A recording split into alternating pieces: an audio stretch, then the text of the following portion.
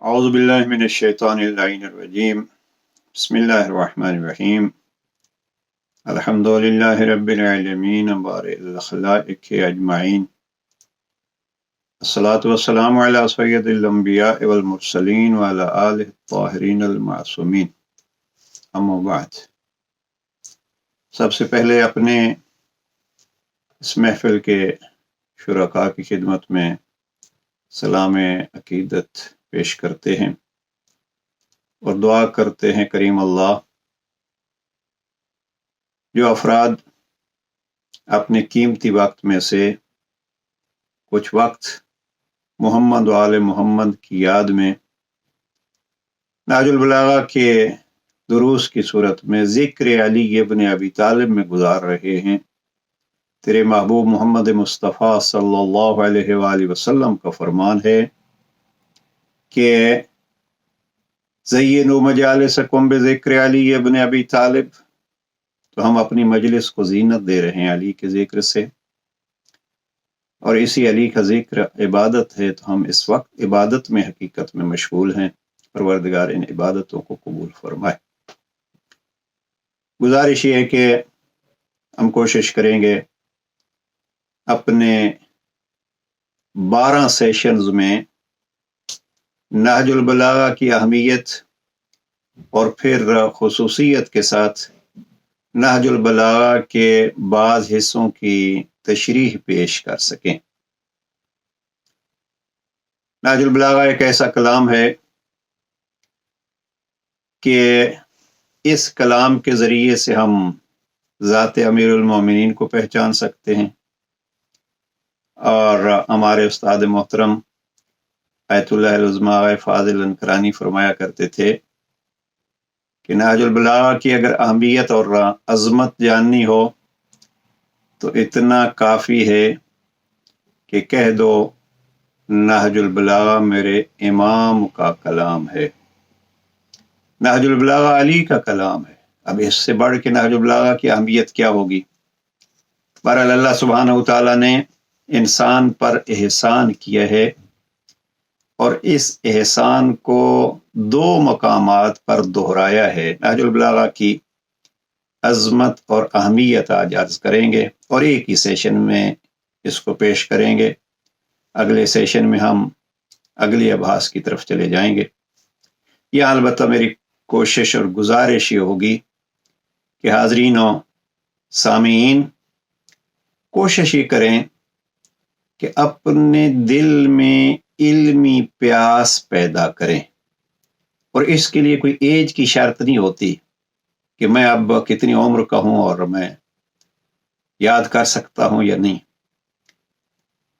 اگر یاد کر سکتے ہیں تو خوشا بحال، اور اگر یاد نہیں کر سکتے تو ایک طریقہ موجود ہے، قید العلم بالکتابہ، علم کو قید کر لو تحریر کے ذریعے سے، یعنی لکھ لیجئے۔ اور میں یہ گزارش جو کر رہا ہوں وہ یہ ہے کہ آپ حاضرین و سامعین جس ایج میں بھی ہیں، طالب علم بن کے قلم اور کاغذ ضرور اپنے ساتھ رکھیے، اور یہ وہ سرمایہ ہے اور یہ وہ قیمتی چیز ہے قلم اور کاغذ۔ آپ جا کے دیکھیے قرآن مجید میں اللہ نے قلم کی قسم کھائی ہے۔ اب اس تفصیل میں جانے کی ضرورت نہیں ہے، تفاسیر میں علماء نے اس کی وضاحت لکھی ہے۔ قلم کی قسم کیوں کھائی ہے؟ اس لیے کہ اس ذات نے انسان کی ہدایت کے 2 طریقے مقرر کیے ہیں۔ سورہ رحمان میں جب اللہ سبحانہ وتعالی اپنی نعمات انسان کو گنوانا چاہ رہا ہے تو وہاں ارشاد فرمایا ہے، یاد رکھیے اللہ وہ ہے، وہ رحمان وہ ہے، علمہ البیان، جس نے انسان کو بیان سکھایا، بیان کی تعلیم دی۔ یہ ایک احسان ہے بیان۔ اور دوسرا علم بالقلم، اس نے انسان کو سکھایا قلم کے ذریعے سے۔ اب ہم جس سیشن میں بیٹھے ہیں نہج البلاغہ کے دروس کے لیے ہم یہاں حاضر ہیں. ایک بیان اور ایک قلم. نہج البلاغہ میں آپ کو بیان بھی نظر آئے گا اور قلم کی تحریر بھی نظر آئے گی، اور اسی سے ہم نے سیکھنا ہے. ہدایت کی یہ دو راہیں اللہ سبحانہ و تعالیٰ نے بطور احسان یاد دلائی ہیں، اور وہ ذات گرامی جس کا کلام نہج البلاغہ ہے، اگر پروردگار نے ارشاد فرمایا علمہ البیان، تو دوسری طرف امیر المومنین کے القابات میں سے یہ ہے لسان اللہ، اللہ کی زبان. اور اگر قلم کی باری آتی ہے جس سے لکھا جاتا ہے، تو علی ذات الہی کی نسبت کیا ہے؟ جس ہاتھ سے لکھا جاتا ہے وہ ہاتھ ید اللہ ہے، یعنی جس زبان سے بیان ہوتا ہے وہ زبان لسان اللہ ہے، اور جس ہاتھ سے لکھا جاتا ہے وہ ید اللہ ہے. اب یہ دو چیزیں اگر ہمارے ذہن میں رہیں تو نہج البلاغہ کی اہمیت اور نہج البلاغہ کے کلام کی عظمت ہمارے ذہن میں رہے گی. اور جب عظمت ہوگی تو اب ہم دیکھیں گے کہ وہ علی اپنی 63 سالہ زندگی میں یہاں ارشاد فرماتے ہیں نہج البلاغہ میں کہ میں نے زندگی کے کسی ایک لمحے میں بھی اللہ یا اللہ کے رسول کی مخالفت نہیں کی.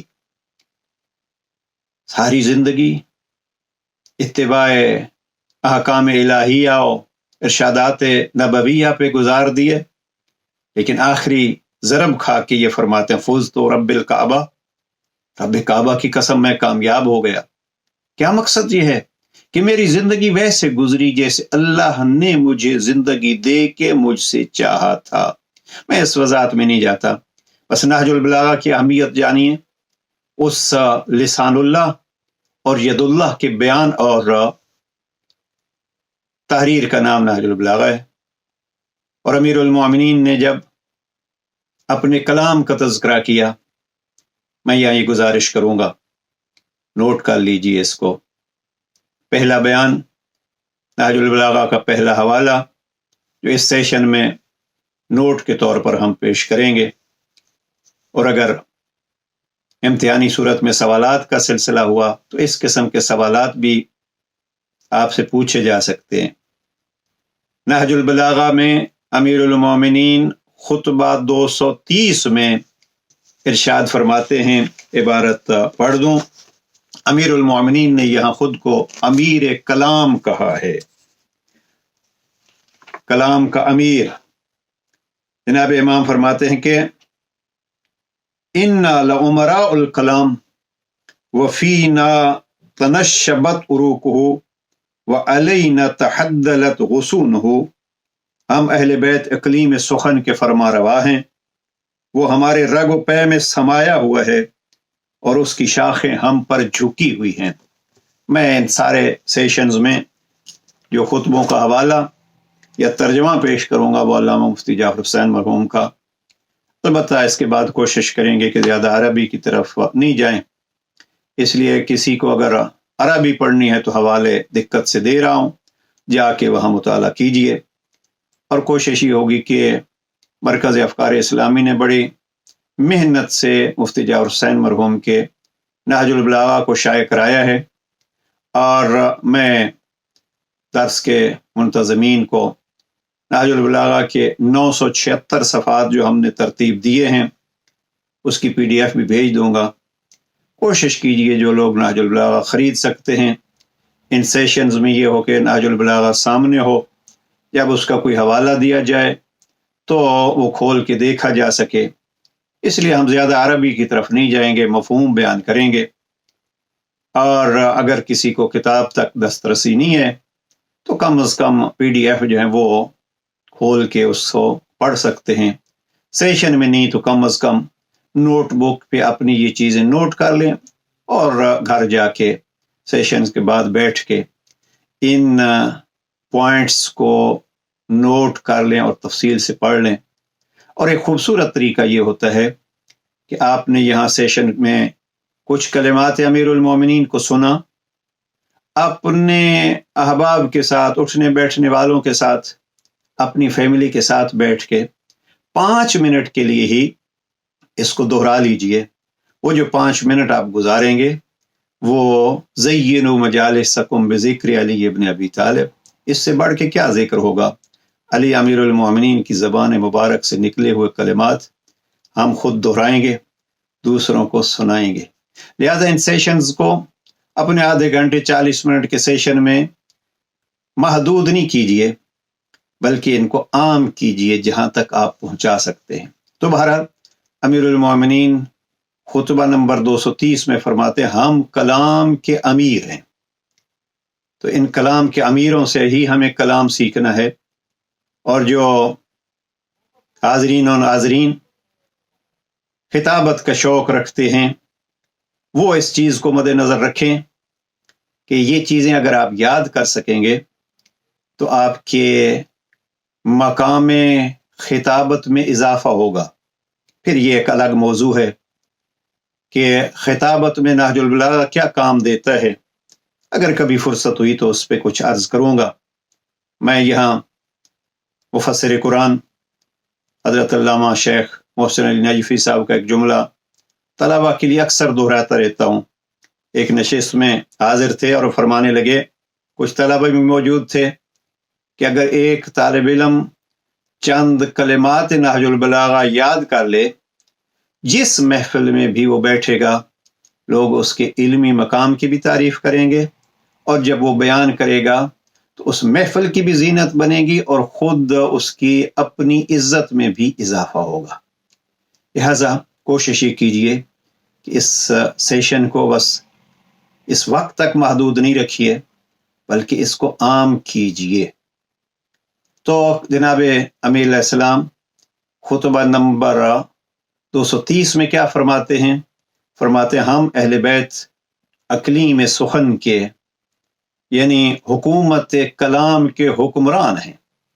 اور خطبہ نمبر 4 میں جناب امام فرماتے ہیں کہ آج اس زبان کو بولنے کا موقع ملا ہے جو زبان خاموش تھی، لیکن اس زبان میں بیان بہت زیادہ ہے، اور وہ زبان صاحب بیان کی زبان ہے۔ لفظ میں اس خطبے کے عرض کر دیتا ہوں، الیوم انطق لکم الاجماع ذات البیان، یہ ذات بیان جس کے پاس بیان کی بڑی قوت ہے، یہ خطبہ نمبر 4 میں۔ تو خطبہ نمبر 230 کا حوالہ آ گیا، خطبہ نمبر 4 کا حوالہ آ گیا۔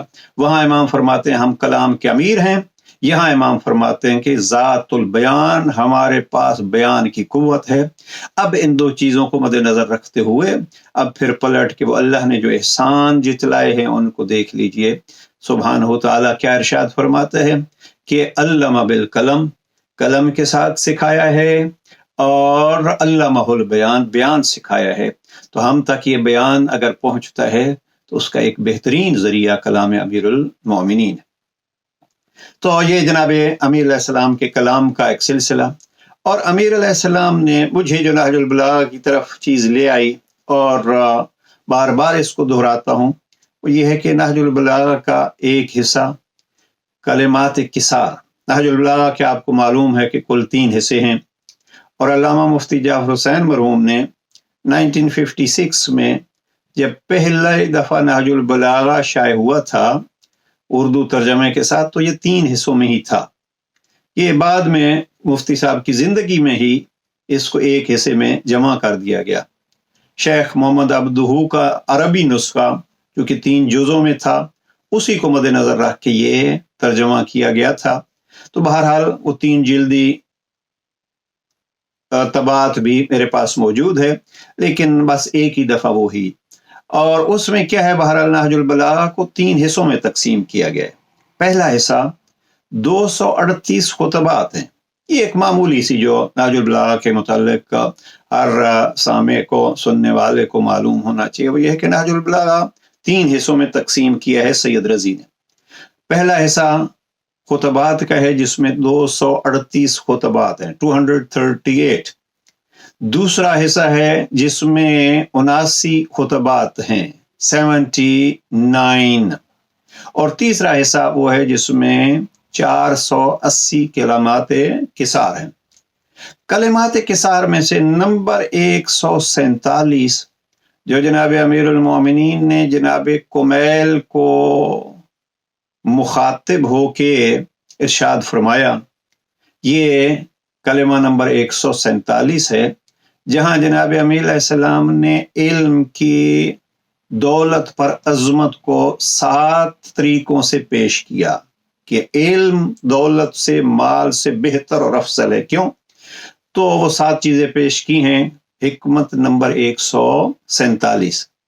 उसमें एक मकाम पे जनाब अमीर अलैहिस्सलाम जब पहुंचते हैं, और ये चीज नहजुल बलागा की तरफ मुझे जो मायल करती है, और आप भी अगर इसकी तरफ तवज्जो दें तो ये हमारी जिम्मेदारियों को बयान करती है। और वो क्या है?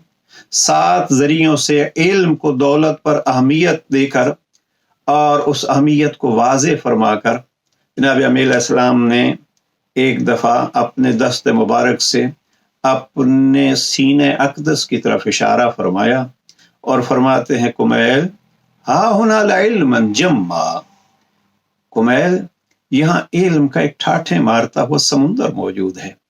लफ्ज़ जम उस कुएं को कहते हैं कि जिसमें जितना पानी आप निकालेंगे कभी उसकी कोई जगह खाली नहीं होती, बल्कि फौरन वो जगह दूसरे पानी के जरिए भर जाती है। लबालब भरा हुआ कुआं उसको जम कहते हैं। नहजुल बलागा में ये लफ्ज़ जम इस्तेमाल किया है जनाब अमीरुल मोमिनीन ने। एक दफ़ा अपने फ़ज़ाइल के लिए ख़त 28 में जनाब इमाम अलैहिस्सलाम ने अपने फ़ज़ाइल के लिए इरशाद फरमाया कि हमारे लिए फ़ज़ाइल जम्मा है।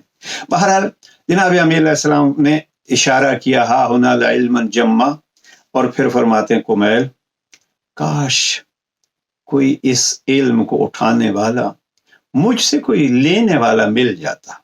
ये एक जुमला मैं समझता हूं कि अगर हम इस ख्वाहिश अली को समझ जाएं तो हम नहजुल बलागा को घर घर पहुंचाने की जरूर कोशिश करेंगे। कुमैल यहाँ इल्म का ठाठे मारता हुआ समुंदर है, काश कोई इसके उठाने वाला मुजाली को मिल जाता। फिर हसरत भरे अंदाज से फरमाते हैं, कोई मिला तो या वो ज़हीन नहीं था या वो अमीन नहीं था। बहरहाल आइए कोशिश करें, इस कलाम को समझेंगे तो हम दूसरों को समझाएंगे, और फिर समझ के दूसरों को समझाने से पहले एक मुहिम मरहला है, वो ये है कि अपनी जिंदगियों में इसको अपनाएं ताकि हम अली वाले बन जाएं। और इंशाअल्लाह फुर्सत हुई तो एक इशारा करेंगे बाज़ खुतबात और बाज़ कलिमात अमीर अलैहिस्सलाम की तरफ। उनमें से एक खुतबा नंबर 191 है, खुतबतुल मुत्तकीन, जो ज़ाहिरन इन सेशंस में पहले कभी बयान हो चुका है, हम उसकी तरफ ज़्यादा नहीं जाएंगे। लेकिन यह है कि ये खुतबात इंशाअल्लाह एक एक करके कोशिश ये होगी कि इन सेशन में कुछ खुतबात पेश किए जाएं, कुछ खुतूत पेश किए जाएं, कुछ कलिमात किसार पेश किए जाएं, ताकि तीनों हिस्सों में से थोड़ा थोड़ा हिस्सा हम इन सेशंस में आम कर सकें। और हमारी कोशिश ये होगी कि ज़्यादा से ज़्यादा अफराद इससे मुस्तफ़ीद हो सकें। और अगर कोई सवालात हों तो इंशाअल्लाह हम इख्तिताम सेशन पे हर रोज़ तो नहीं, लेकिन यह है कि कोशिश करेंगे 3 सेशंस के बाद एक वक्त रखा जाए कि आपके सवालात के जवाबात दिए जाएं। लिहाजा आपके जहन में अगर कोई सवाल आता है तो उस सवाल को नोट कर लीजिए, जो चीज़ें हम अर्ज़ कर रहे हैं उन चीज़ों को भी नोट कर लीजिए, और फिर तीसरे सेशन के बाद 5-7 मिनट रखेंगे ताकि इन सवालात के जवाबात, या मसलन कोई चीज़ अगर वाज़ेह नहीं हुई तो उसकी वजाहत पेश कर दी जाए। एक सलावत पढ़ लीजिए, मोहम्मद वाले मोहम्मद। अब नहजुल बलागा की अजमत के लिए क्या चीज़ पेश की जा सकती है, ये इंशाअल्लाह 7 कलिमात अर्ज करेंगे तो अजमत भी बयान होती रहेगी। इसलिए कि खुद अमीरुल मोमिनीन नहजुल बलागा में फरमाते हैं, तकल्लमू, बोलो। कोशिश कर रहा हूँ कि मैं अरबी को छोड़ता जाऊँ और हवाले जो है उसमें बोलो। अमीर अलैहिस्सलाम फरमाते हैं बोलो ताकि بول کے ذریعے سے آپ کی پہچان ہو. یعنی انسان اگر دوسرے انسان کو پہچاننا چاہتا ہے تو اس کی پہچان کا ایک ذریعہ یہ ہے تکلموا تعرفوا. یہ کلمات کسار میں نمبر 392 ہے. نمبر 392 کلمات کسار کہ بولو تاکہ آپ کو پہچانا جائے، اس لیے کہ انسان اپنی زبان کے نیچے پوشیدہ ہے. یہ کلام ہے جناب امی علیہ السلام کا. تو انشاءاللہ کلمات امی علیہ السلام کے ذریعے سے نہج البلاغہ کی بھی عظمت واضح ہوتی جائے گی اور ساتھ ساتھ فضائل امیر المومنین بھی پیش ہوتے جائیں گے. نہج البلاغہ کے لیے سرسری طور پر جو وضاحت کرنی ہے وہ یہ کہ نہج البلاغہ امیر المومنین علیہ السلام کے کلام کا کل مجموعہ نہیں ہے. اس کو یاد رکھیے کہ بس جناب امیر علیہ السلام نے جو کچھ ارشاد فرمایا یا جو کچھ تحریر فرمایا وہ سید رضی نے جمع کر دیا. نہیں، نہج البلاغہ امام کے منتخب کلمات کا حصہ ہے. یعنی کچھ حصے کو جناب سید رضی نے جمع کیا اور خود لکھا ہے کہ یہ انتخاب ہے. اور پھر سید رضی نے ایک کام جو کیا ہے وہ یہ ہے، اور اس کو بعض افراد یہ پریشانی کا اظہار بھی کرتے ہیں، اور وہ کیا ہے، سید رضی نے بعض خطبات یا بعض خطوط میں سے بھی کچھ حصے لیے ہیں اور کچھ چھوڑ دیے ہیں. اس لیے کہ سید رضی کے سامنے وہ پہلو تھا کہ کلام امیر المومنین میں سے جو کلام زیادہ سے زیادہ فصاحت و بلاغت کے معیار پہ نظر آیا اس کو لے لیا. ویسے تو کلام علی ہے، سارا کلام فصاحت و بلاغت کا، لیکن سید رضی چونکہ خود بلیغ آدمی تھے، فصیح آدمی تھے، ادیب آدمی تھے، انہوں نے اس میں سے بھی جو بلند ترین سلسلہ تھا اس کو انتخاب کیا. لہذا پہلی بات یہ ذہن میں رکھیے آج کے سیشن میں کہ نہج البلاغہ امیر المومنین علیہ السلام کے کل کلام کا مجموعہ نہیں ہے، بلکہ سید رضی نے امام کے بعض فرامین کو جمع کیا ہے، منتخب فرامین یہاں پیش کیے ہیں. ایک چیز. دوسری یہ ہے کہ نہج البلاغہ امام علیہ السلام کی کوئی اپنی کتاب نہیں ہے. بعض اوقات یہ اشتباہ ہوتا ہے، جناب امیر علیہ السلام کی اپنی لکھی ہوئی کتاب نہیں ہے. مثلا صحیفہ سجادیہ کو دیکھیے. صحیفہ سجادیہ امام زین العابدین علیہ السلام نے لکھوایا. آپ کے فرزندان جناب امام محمد باقر علیہ السلام اور جناب زید شہید نے اس کو لکھا، اور جناب امام جعفر صادق علیہ السلام اپنے دادا کے کلام کو سن رہے تھے. وہ ماحول تھا. لیکن نہج البلاغہ سید رضی نے جمع کیا ہے اور بہت سارا کلام چھوڑ دیا ہے. لہذا یہ کلام اس کو کہ جناب امیر علیہ السلام کی کتاب ہے، اس کو اس اعتبار سے کہ اس میں کلام امیر المومنین ہے یہ کہا جا سکتا ہے، لیکن تالیف امیر المومنین یہ نہیں. اب آتے ہیں سید رضی کی حالات زندگی. میرے خیال میں تفصیل میں جانے کا وقت نہیں ہے. سید رضی کی ولادت ہوتی ہے 359 ہجری میں، اور ان کی رحلت ہوتی ہے 406 ہجری میں. یہ 47 سال کی کل عمر پاتے ہیں، اور اس میں سید رضی مختلف کتابیں لکھتے ہیں. سید رضی خود نہج البلاغہ کے مقدمے میں ارشاد فرماتے ہیں کہ میں نے جوانی میں اہل بیت کے خصائص پر ایک کتاب لکھنا شروع کی، جس کا نام رکھا تھا خصائص الائمہ. اب اس کتاب میں جناب امیر علیہ السلام کے حالات زندگی اور کمالات کو بیان کیا، اور آخر میں خصائص الائمہ کے اس پہلے حصے میں جناب امیر علیہ السلام کے چھوٹے چھوٹے کلمات میں سے کوئی 112 کلمات نقل کیے، اور پھر فرماتے ہیں کہ آگے میں نہ لکھ سکا. کتاب بس وہیں امیر علیہ السلام کے حالات تک ہی منحصر ہو گئی، اور اب وہ موجود بھی ہے اور اس کا فارسی ترجمہ بھی موجود ہے، ہمارے پاس وہ کتاب موجود ہے. اب اس میں بعض کلمات نہج البلاغہ میں ہیں اور بعض نہیں. وہ 112 کے قریب جو کلمات لکھے، سید رضی فرماتے ہیں کہ بعض مومنین نے جب ان کلمات کو دیکھا اور ان کی اہمیت کو جانا تو مجھ سے یہ خواہش کی کہ میں جناب امیر علیہ السلام کے طویل کلام کو بھی جمع کروں. تو ان مومنین کی خواہش پہ میں نے जनाब अमीर अलैहिस्सलाम के खुतबात व खुतूत यानी तवील कलिमात को जमा करना शुरू किया और आखिर में फिर मुख्तसर कलिमात भी दर्ज कर दिए। ये वजह बनी है नहजुल बलागा की जम आवरी की। वजह क्या है? वो किताब खसाइसुल अइम्मा है। मुझे नहीं लगता उर्दू में उसका तर्जमा मेरी निगाह से नहीं गुजरा, बहरहाल फारसी में है तर्जमा। अब वो किताब सबब बनी है नहजुल बलागा की तालीफ का। तो सैयद रजी की अजमत को भी देखना चाहिए। सैयद रजी के मुतालिक मुफ्ती जाफर हुसैन मरहूम ने नहजुल बलागा के तर्जमे में कुछ तशरीह की है, कुछ वाक़यात लिखे हैं। मैं यहाँ याद करूँ कि सैयद रजी को सैयद रजी बनाने में, नाम सैयद रजी का मोहम्मद था, रजी उनका लक़ब और अबुल हसन उनकी कुन्नियत। तो इनके बड़े भाई मशहूर हैं सैयद मुर्तज़ा अलमुल हुदा। अब सैयद मुर्तज़ा और सैयद रजी का वो एक मशहूर वाक़या, जब इनके उस्ताद मोहतरम अल्लामा शेख मुफीद ख्वाब देखते हैं कि जनाब सैयदा इमाम हसन मुज्तबा और इमाम हुसैन अलैहिस्सलाम को ला रही हैं और शेख मुफीद से कहती हैं कि हमारे इन बच्चों को पढ़ा दो।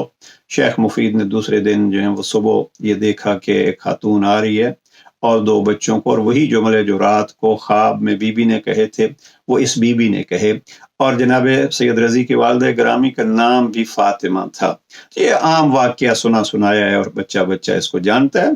तो शेख मुफीद को इन बच्चों की और इन बच्चों की माँ की अहमियत मालूम होती है। तो एक उस्ताद जो है वो अहमियत दे के इन दो शागिर्दों को पढ़ाते हैं।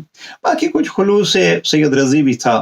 अब मैं बाज़ औक़ात ये देखता हूँ कि यहाँ माँ का कितना कमाल है, यानी सैयद रजी की माँ का क्या कमाल है, ये इस ख्वाब से भी ज़ाहिर होता है। और बाज़ जगहों पे मैंने ये भी देखा है कि सैयद रजी की वालिद ग्रामी फरमाते हैं, मैंने कभी अपने बच्चों को वुज़ू किए बगैर दूध नहीं पिलाया था। अब माएँ जब इस मकाम पर होती हैं तो फिर बच्चे भी ऐसे ही होते हैं। अल्लामा इकबाल ने बड़ा खूब कहा था, बतूली बाशो पिनहाशो अजीम जमान के दर दामन शब्बीरी बेगीरी। अगर अल्लामा इकबाल के अशार के अगर अपने दामन में शब्बीर जैसे बच्चे परवरिश करने हैं तो बतूल बन जा और फिर ज़माने की गंदगी से खुद को महफूज कर ले ताकि अपनी गोद में शब्बीर जैसे बच्चे तरबियत कर सकें। तो सैयद रजी की माँ भी कोई ऐसा ही मकाम रखती थी।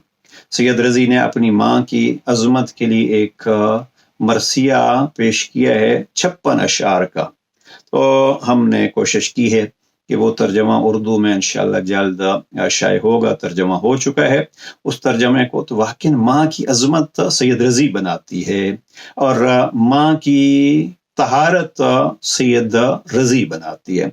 तो सैयद रजी ने ये नहजुल बलागा जमा किया।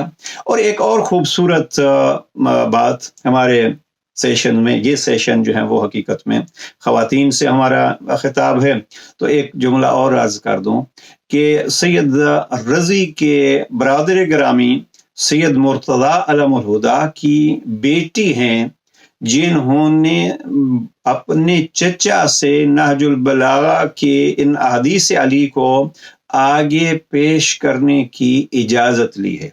बुजुर्गान में ये एक सिलसिला था, इसको कहते हैं इजाज़े, यानी एक बुजुर्ग जो है वो अपने शागिर्द को, किसी साहिब इल्म को ये इजाज़त देते हैं कि आप हमसे जो कुछ सुने आगे आप सुना सकते हैं। बाज़ उलमा तो इस दौर में भी कहते हैं कि ये पाबंदी होनी चाहिए, और बहरहाल ये एक अलग मौजू है, उसकी तरफ हम अब नहीं जाते। लिहाजा यहाँ नहजुल बलागा में एक माँ का कमाल और दूसरा यह है कि नहजुल बलागा के पहला इजाज़ा जो है वो सैयद रजी से उनकी भतीजी ने सैयद मुर्तज़ा की बेटी ने लिया है। तो यहाँ से भी हम ये कह सकते हैं कि नहजुल बलागा को नहजुल बलागा बनाने के लिए सैयद रजी के माँ का वो किरदार, और इसको फैलाने के लिए सैयद रजी की भतीजी का किरदार। लिहाजा ख़वातीन के लिए ज़रूरी है कि वो इस कलाम को आम करें। नहजुल बलागा जनाब अमीर अलैहिस्सलाम के कलाम, और फिर इसका खूबसूरत तर्जुमा है नहजुल बलागा का उर्दू में अल्लामा मुफ्ती जाफर हुसैन मरहूम का। मेरे ख्याल में इस वक्त इसी पे इक्तिफा करते हैं कि आइए कोशिश करें इस कलाम को समझें और इस कलाम को عام کریں۔ اس کلام کی شروع کون کون سی ہوئی ہیں اور اس کلام کے تراجم کیا ہیں اور اس کلام پہ اعتراضات کیا ہیں، میرے خیال میں جانے کی ضرورت نہیں ہے۔ ان سیشنز میں ہماری کوشش یہ ہونی چاہیے کہ بعض جملات نہج البلاغہ کو سامنے رکھ کے، بعض خطبات کو سامنے رکھ کے ان کو سمجھنے کی کوشش کی جائے، اور پھر شروع کے حوالے سے ایک اچھی شرح مکمل نہج البلاغہ کی ترجمہ ہو چکی ہے۔ 15 جلدوں میں ترجمہ شرح لکھی ہے آیت اللہ ناصر مکارم شیرازی نے پیام امام کی صورت میں۔ یہ ہمارے اس تصویر میں بھی نظر آ رہی ہے 15 جلدوں میں، یہ آسمانی کلر کی، تو یہ 15 جلدوں میں ہے، اور اب اس کا اردو ترجمہ بھی 15 جلدوں میں مکمل ہو چکا ہے۔ لہذا صاحبان مطالعہ کوشش کریں کہ نہج البلاغہ کو کم از کم ایک دفعہ ضرور پڑھ لیں، ورنہ تو نہج البلاغہ کو ایک عیسائی جورج جورداک، جس نے امیر علیہ السلام کے متعلق کتابیں لکھی ہیں، اور ان کی ایک کتاب ہے روائع نہج البلاغہ، یہ اردو میں تو میں نے نہیں دیکھی لیکن اس کا انگلش میں ترجمہ ہے، اور اس میں وہ یہ جورج جورداک کہتے ہیں کہ میں نے نہج البلاغہ کو 200 بار پڑھا ہے۔ اور ایک اہل سنت عالم ہیں ابن ابی الحدید معتزلی، جن کی تشریح نہج البلاغہ، شرح نہج البلاغہ 20 جلدوں میں موجود ہے، تو آپ کو یہاں ہماری لائبریری میں بھی موجود ہے، اکثر علماء کے پاس یہ کتاب موجود ہے۔ وہ جب خطبہ 218 میں قرآن مجید کی اس آیت کی تفسیر کے متعلق خطبہ جو امام نے بیان کیا الہاکم التکاثر، اس پہ پہنچتے ہیں تو اس شرح کی 11ویں جلد ہے۔ اس ابن ابی الحدید معتزلی اپنی شرح کی 11ویں جلد میں کہتے ہیں میں نے گزشتہ 50 سالوں میں اس ایک خطبے کو 1000 بار پڑھا ہے۔ تو اب یہ ہے نہج البلاغہ۔ دعا ہے پروردگار ہمیں بھی نہج البلاغہ کے مطالعے کی توفیق اور ہمت عطا فرمائے، اور اس میں اپنی زندگیوں کے لیے کچھ نسخے انتخاب کر کے ان کو اپنی زندگیوں میں اپنانے کی توفیق نصیب فرمائے۔